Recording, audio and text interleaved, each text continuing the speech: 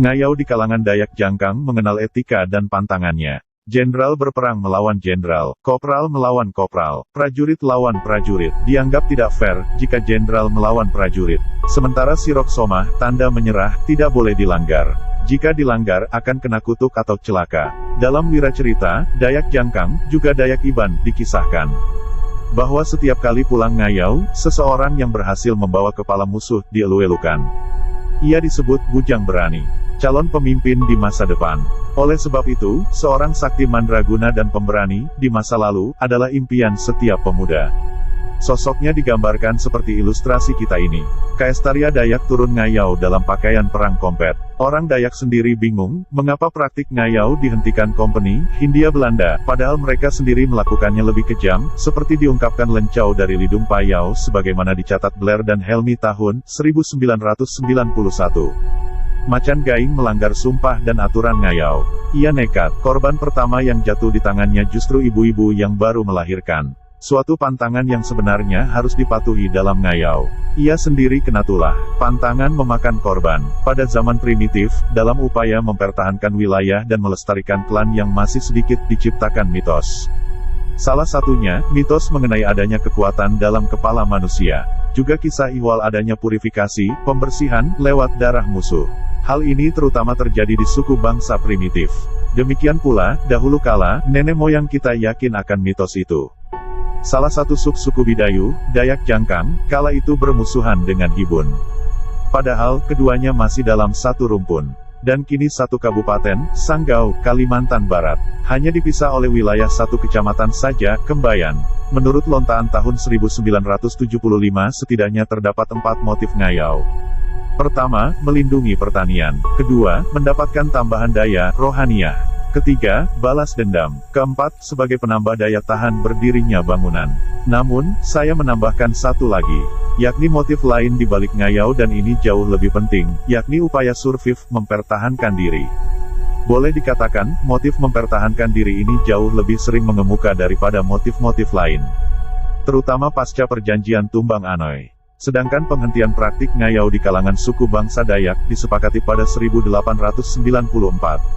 Dalam perjanjian damai Tumbang Anoy, wilayah Kabupaten Gunung Mas, Kalimantan Tengah kini, di mana Damang Batu menjadi tuan rumah penyelenggaranya. Yakni perdamaian dalam saling kayau, saling bunuh, saling penggal, dan perbudakan. Wakil Sanggau yang tercatat pada musyawarah Tumbang Anoy itu adalah Pangeran Pakunegara, Sultan Sanggau. Sebenarnya, 2 macan jangkang bersamanya, menurut kisah Macat Luar dan Macat Natos. Koran berbahasa Belanda, tak lama setelah peristiwa bersejarah itu, menulis.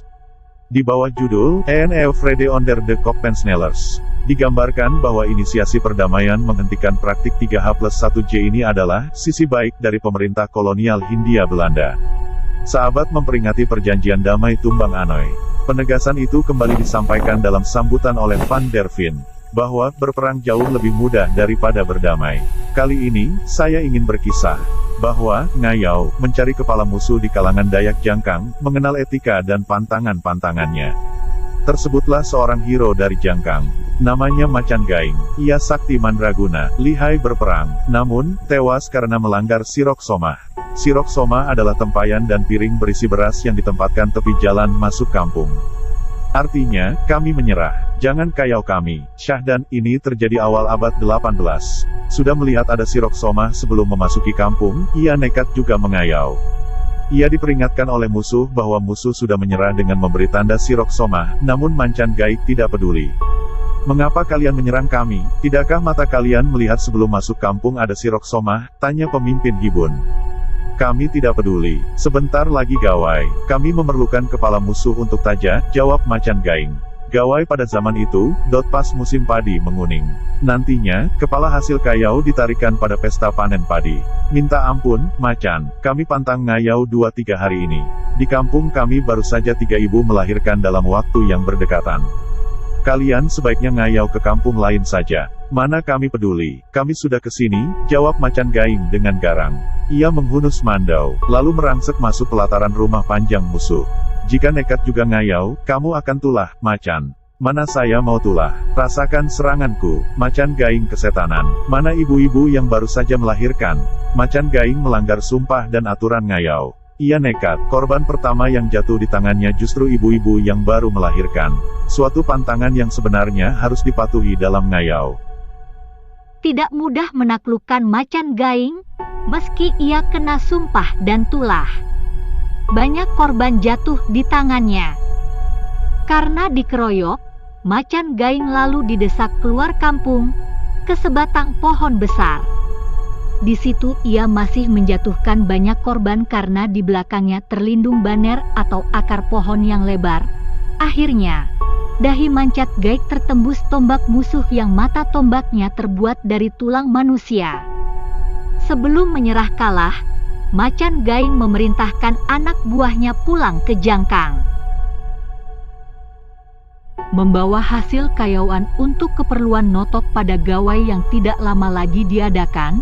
Dalam peristiwa macan gaing melanggar sirok somah di daerah Hibun ini, dihikayatkan bahwa ia sudah ngayau bersamanya macan luar, kek gila, dan macan natos yang ketika itu masih belia.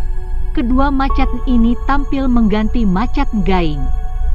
Namun, yang paling menonjol adalah macan luar. Ia kerap diminta raja kerajaan Sanggau menaklukkan raja-raja bawahan yang tidak mau patuh.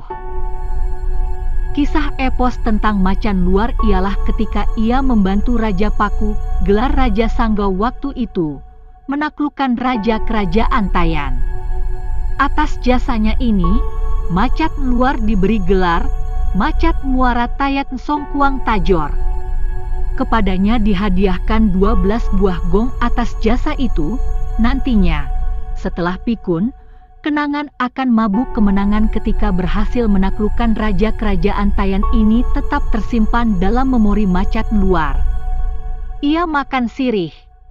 Ketika sedang membuat sirih, lewat anak-anak, ia seolah-olah menembak, "Pou, pou," pada anak-anak.